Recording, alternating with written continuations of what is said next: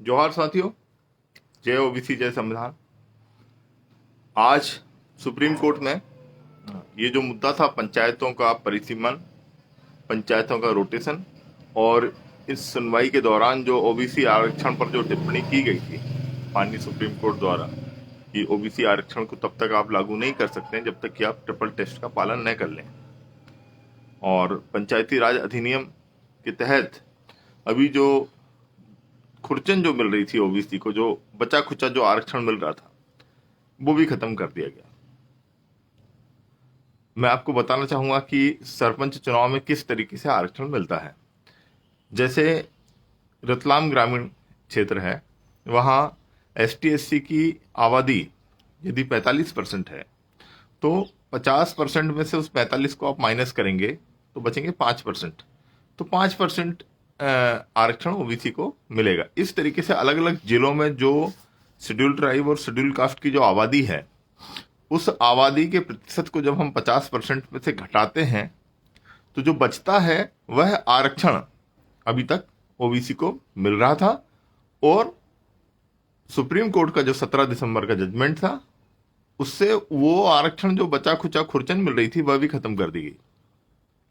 उसके बाद राज्य सरकार ने और कांग्रेस की ओर से जो पिटीशन दायर की गई थी, उन दोनों में खलबली मची, क्योंकि ओबीसी समाज नाराज हो गया और ओबीसी महासभा ने एक बड़ा आंदोलन भोपाल में किया।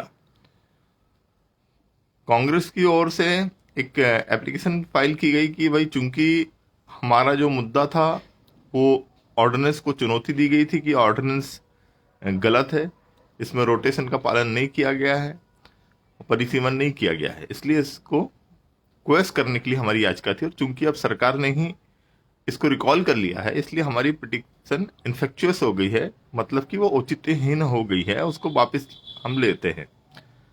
राज्य सरकार की ओर से अभी तक सुप्रीम कोर्ट में कोई भी एफिडेविट फाइल नहीं किया गया है, चुनाव आयोग की ओर से कोई एफिडेविट फाइल नहीं किया गया है। इसका मतलब मैं आपको समझाता हूं। इसका मतलब ये है कि 17 दिसंबर को सुप्रीम कोर्ट ने जो आदेश पारित किया था कि जो ओबीसी की जो सीटें हैं उनको आप री नोटिफाई करिए और री नोटिफाई करके उनको सामान्य बनाइए और वहां पर चुनाव करवाइए, और तब तक बाकी सीटों पर आप चुनाव करवा सकते हो। ये 17 दिसंबर का आदेश था। तो उन सीटों को री नोटिफाई करने से ओबीसी समाज नाराज हो जाता है, इसलिए राज्य सरकार ने बचाव करते हुए जो ऑर्डिनेंस था चुनाव का, उसी को रिकॉल कर लिया है।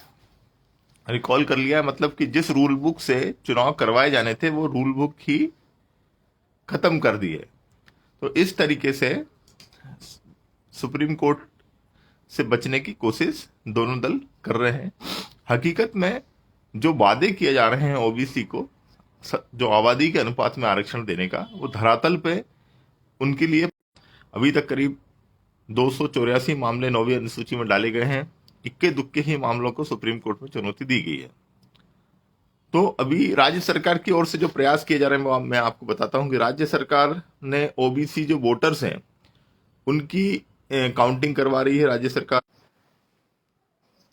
अलग अलग विभागों में जो ओबीसी का रिप्रेजेंटेशन है उसको आयोग के माध्यम से स्टडी करवाया जा रहा है।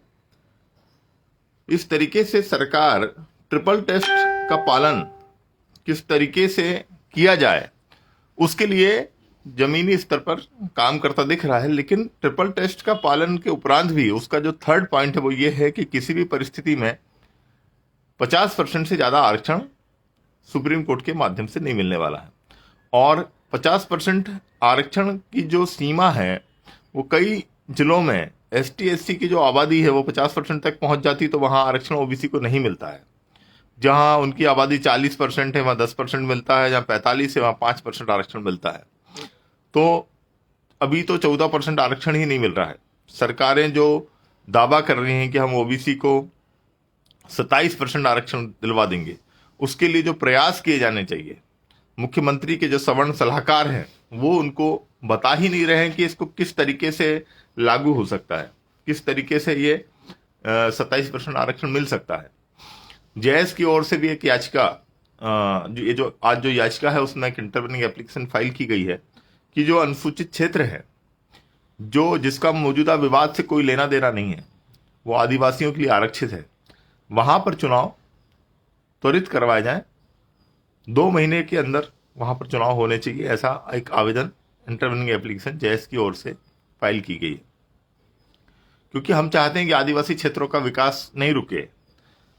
पिछले 2 साल से टेन्योर खत्म हो चुका है, 2 साल से प्रशासकों का कब्जा है पंचायतों पे, और जल्द से जल्द पंचायत चुनाव करवाए जाने चाहिए, जेएस की ये प्ली है। तो आज जो है 33वें नंबर पे ये केस है, और इस केस को महाराष्ट्र के केस के साथ सुना जाएगा।